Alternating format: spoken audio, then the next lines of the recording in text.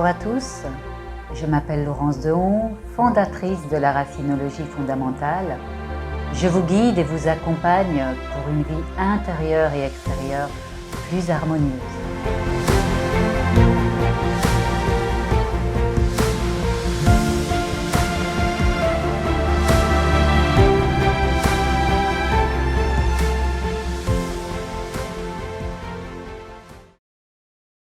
S'accueillir pour s'aimer. Avant de pouvoir parler de comment s'accueillir pour s'aimer, j'aurais envie de partir sur ce mot « s'aimer ». Qu'est-ce que c'est pour vous ce mot « s'aimer » ? Parce que dans notre société, dans notre famille, dans notre éducation, quand on parle du mot « aimer », on est surtout sur l'autre. C'est aimer notre conjoint, c'est aimer nos enfants, c'est aimer nos parents. Et c'est vrai que quand on rencontre une personne, comment ça va se passer ? On va d'abord regarder, on va être attiré par une personne avec des choses qui sont très positives, qu'on va aimer chez cette personne. On va peut-être aimer le fait que cette personne est sécurisante, on va peut-être aimer le fait que cette personne est indépendante, on va peut-être aimer le fait que cette personne prend des initiatives. Donc en fait, quand on rencontre une personne, on est tout le temps sur l'autre et à observer. On appelle ça le transfert. Et c'est vrai que quand on donne avec nous-mêmes ce mot « s'aimer », eh bien on le transforme directement. S'aimer, c'est égal à aimer l'autre, à aimer notre famille, à aimer ce qu'on met en place. Et donc on est dans ce transfert. C'est comme pour les gens, on a envie de tout donner, on a envie de les aider, on va tout faire pour les personnes. Et comme ça, on aura aussi cette énergie de se sentir aimé. Et quand on est aussi avec les amis, c'est ça aussi, on va aimer être entouré des amis, d'être entouré des gens, d'être entouré de personnes parce que ça va nous... De parler avec ces personnes et de s'en nourrir parce que justement, on va se sentir aimé, on va se sentir, ces personnes vont bien nous le rendre et vont être heureux de nous accueillir avec un sourire, avec viens on va manger un bout, viens on va faire ceci. Et donc quand on est dans cette énergie, vous voyez que le mot aimer, c'est directement en rapport avec ce qui est autour de nous. Et donc évidemment que ça nous permet là-dedans d'éviter d'aller s'aimer soi, d'aller s'aimer qui on est. Et quand on regarde qu'on a aimé qu'on aime notre personne à côté de nous, quand on aime nos enfants, quand on aime notre travail, quand on aime les amis, quand il y a ce conjoint qui part, ou quand il y a ce travail qui nous passe, comme quoi on doit partir, on est obligé de le quitter, ou comme quoi il y a nos enfants qui quittent le nid et qui vont prendre leur envol. Quand on s'est nourri énormément de ces personnes-là et qu'à un moment donné de notre vie, ça n'apparaît plus, qu'est-ce qu'on ressent ? On va ressentir un vide énorme. Parce qu'en fait, on s'est nourri de ces choses-là. On s'est nourri de ces personnes. On s'est nourri de son travail. Et quand on a l'impression d'avoir été aimé à travers les personnes, à travers le travail, à travers les amis, parce que les amis, ça ne reste pas, oui, il y en a qui restent toute la vie auprès de nous, mais il y en a combien qui passent dans notre vie ? Et donc quand on n'a plus ça autour de nous, on ressent ce vide, on ressent et on se sent totalement perdu.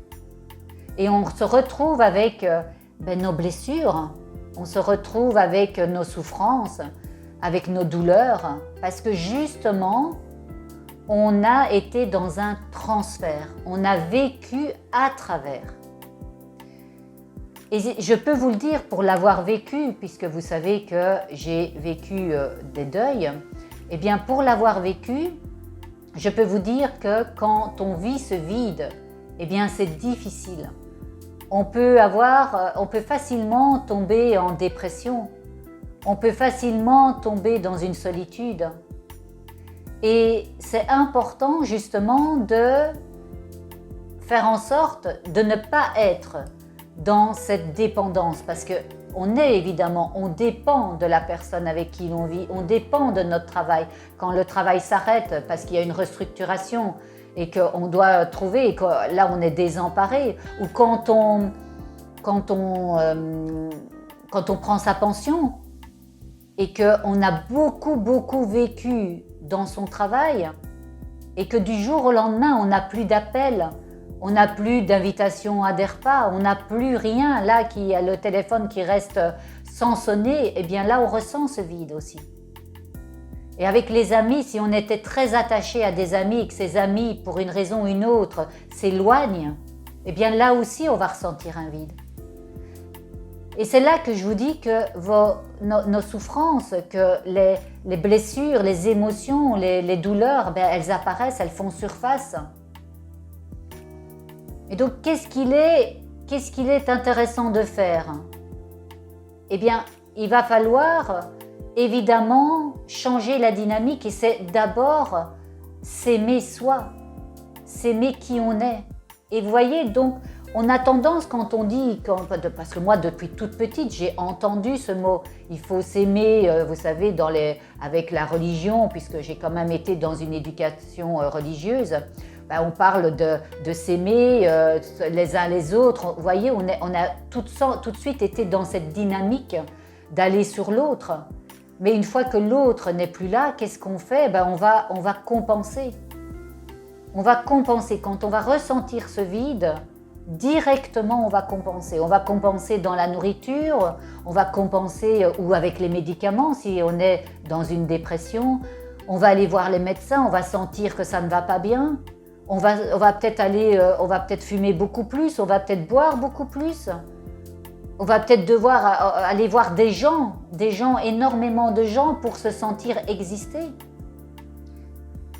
Et donc, c'est vraiment pas le bon chemin à utiliser quand on est sur l'autre, quand on est sur l'extérieur, quand on se nourrit de nos enfants, je ne vais pas dire qu'on ne peut pas aimer nos enfants, mais la première chose à faire avant d'aimer nos enfants, avant d'aimer notre mari ou notre femme, avant d'aimer notre travail, c'est d'abord être bien avec soi.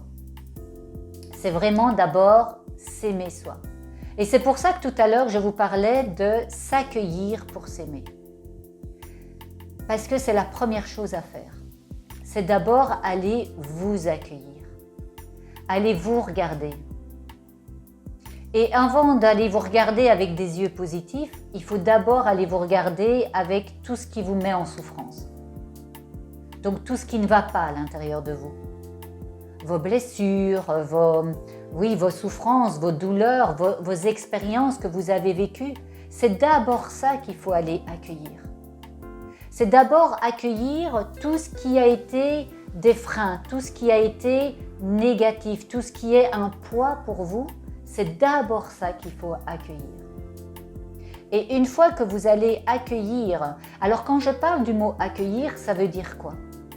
Ça veut dire, c'est d'abord accepter. Et pour accepter, c'est reconnaître que ça a eu lieu. Je ne vous demande pas d'être en accord. Vous voyez, ce qui est important pour que vous puissiez arriver à vous accueillir, c'est d'accepter que tout s'est passé réellement dans votre vie. Donc si je parle de moi avec les décès, il a fallu à un moment donné que j'accepte et que je reconnaisse que ça, je l'ai bien vécu, que c'est bien ça qui m'est arrivé. Même si je n'étais pas en accord dans la manière dont ça s'est passé. Parce qu'évidemment, je ne voulais pas de cette manière-là. J'aurais voulu que ça soit autrement. Mais le fait de reconnaître que ça a eu lieu, ça me permet justement d'accueillir la situation. Et c'est ça que j'ai envie de vous demander pour aller vous accueillir, vous qui me regardez là maintenant, qui écoutez cette vidéo sur l'amour de soi. eh bien, je vais vous demander vraiment d'aller d'abord accueillir les choses qui vous sont arrivées. Et une fois qu'on a accueilli les choses qui nous sont arrivées, eh bien alors on peut aller voir quelles sont les choses qu'on a à l'intérieur de nous. Quels sont le merveilleux potentiel qui est là. Quels sont les dons, les compétences, quelle est notre lumière. Qu'est-ce qu'on a envie de mettre en place? Et tout ça, ça vous permet, vous, d'aller commencer à vous aimer. Et à partir du moment où nous nous regardons de cette manière-là, eh bien, ça va s'élargir au niveau du corps. C'est-à-dire qu'on va regarder notre corps aussi différemment et aller aimer notre corps. Et puis, on va regarder notre langage. Et on va aller voir que notre langage vaut mieux être avec des mots doux, avec des mots de gratitude, avec des mots de bienveillance, pour justement ressentir chez nous eh bien, cette chaleur, cette bienveillance, cet amour. Et tout se remet par rapport à soi. Souvent dans les vidéos, je l'explique, c'est tout part de soi et tout revient à soi. Donc à partir du moment où vous allez, vous aussi, allez vous accueillir, vous aimer, vous regarder différemment, vous donner de la douceur, vous donner de la bienveillance, vous donner plein de belles choses, même vos faiblesses, même ce qui était pour vous une faiblesse. Moi, je me souviens que mon hypersensibilité, eh bien, je l'ai tout le temps pris en faiblesse quand je n'étais pas dans l'ouverture vers moi-même. D'ailleurs, dans ma famille, on me disait « une de 11, ça ne pleure pas ». Vous voyez, je ne pouvais pas être hypersensible. Il fallait que je reste stoïque, il fallait que je reste dure. Et j'ai mis du temps à aller, me connecter à mon hypersensibilité. Et maintenant, j'en fais une force parce que je peux être sensible à beaucoup de choses et je peux l'exprimer. Ça veut dire que quand vous allez dans cet accueil, quand vous allez vous aimer, ben, il y a plein de choses. Tout ce que vous prenez comme faiblesse, ça va devenir une force. Et ça m'aide énormément. Heureusement que j'ai mon hypersensibilité dans le travail que je fais, dans l'accompagnement que je fais avec les gens pour aller trouver leur lumière.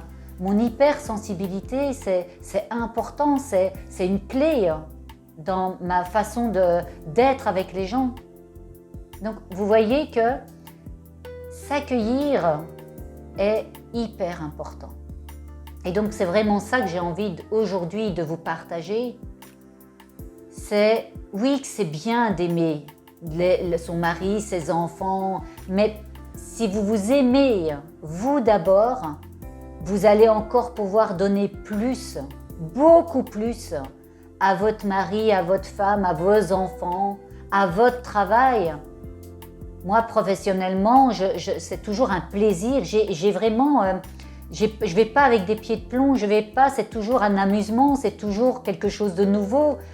Et ça, c'est parce que j'aime, et je le dis bien, j'aime ce que je fais, j'aime ce que je suis. J'aime la personne que je suis devenue et j'en suis très fière. Et tous les jours, j'honore ce que je suis et la personne que je suis devenue. Et donc, vraiment, vous qui m'écoutez, vous qui regardez cette vidéo, je vais vous demander aussi d'aller vous accueillir de cette manière-là pour aller, à un moment donné, vous honorer. J'espère que vous avez compris vraiment que j'ai pu aujourd'hui donner des informations et que vous allez, suite à cette vidéo, eh bien, vous regarder autrement, avec beaucoup de bienveillance et beaucoup de douceur et de changer votre manière de vous percevoir. J'ai été ravie de passer ce moment en votre compagnie. Si ce message, s'accueillir pour s'aimer, vous parle, ou si vous avez envie de me poser une question, s'il y a quelque chose qui vous interpelle, eh bien n'hésitez pas, posez-moi la question et moi je me ferai un plaisir d'y répondre. En tout cas, moi j'aime bien de faire ces vidéos parce que je partage ce qui est important pour moi et ce que moi j'ai mis en place pour arriver à avoir une vie intérieure et extérieure très harmonieuse. Et c'est tout ce que je vous souhaite à vous qui m'écoutez. N'hésitez pas à vous abonner à ma chaîne YouTube, à cliquer sur la clochette de notification, à aller voir mon compte Instagram et à me suivre via mon site et via Facebook. Donc mon site c'est laurence-deon.com et Facebook c'est Laurence Deon. Et on se retrouve très très vite pour d'autres petits messages par des petites vidéos. À très vite. Namasté.